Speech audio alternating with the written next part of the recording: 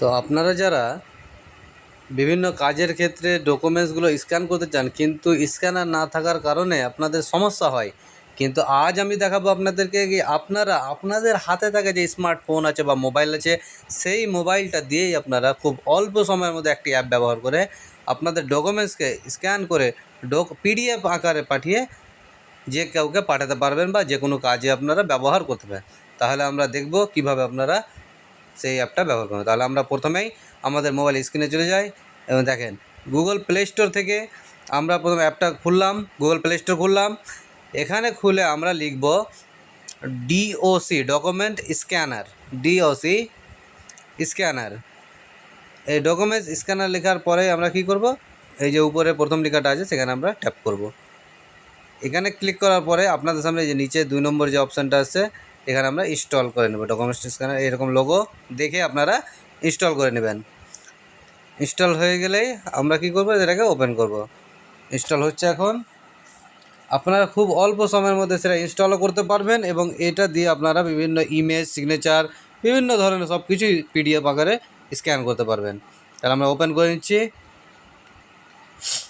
দেখেন আপনারা কী পাবেন, smart AI scan, automatic signature, passport ID, photos, সব কিছু আপনারা এখানে পারবেন।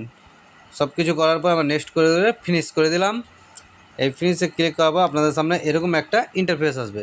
এখানে আপনারা নিচে ডান দিকে যে প্লাস আইকন দেখছেন, ক্যামেরা প্লাস আইকন, সেই প্লাস আইকনে ক্লিক করা মাত্রই আপনাদের সামনে আসবে photo with camera, scan with camera.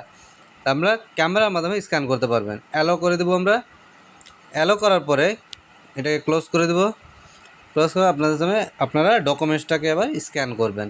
আমরা একটা ডকুমেন্টসকে স্ক্যান করে দেখাচ্ছি আপনাদেরকে।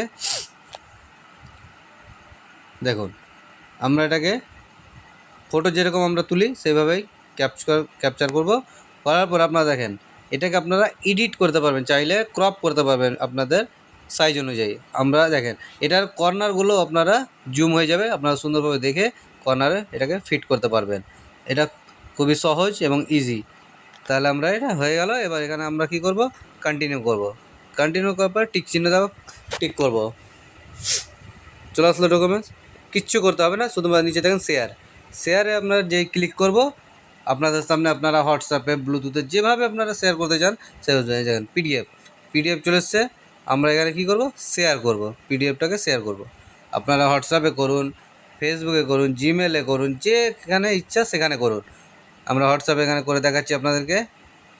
সেটা আমরা পাঠিয়ে দিলাম, দিয়ে দেখুন সেন্ড। পিডিএফটা আমরা হোয়াটসঅ্যাপে পাঠিয়ে ফেললাম। আর এটা ওপেন করে দেখি পিডিএফ হয়েছে কিনা আমাদের।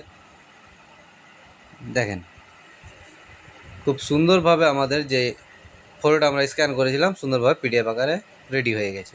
তাহলে আপনারাও খুব সহজে এইভাবে আপনাদের যে কোনো প্রয়োজনীয় ডকুমেন্টসকে স্ক্যান করতে পারবেন। আর ভিডিওটি দেখে যদি আপনাদের কোনো উপকার আসে তো অবশ্যই লাইক, কমেন্ট, শেয়ার করবেন। ধন্যবাদ।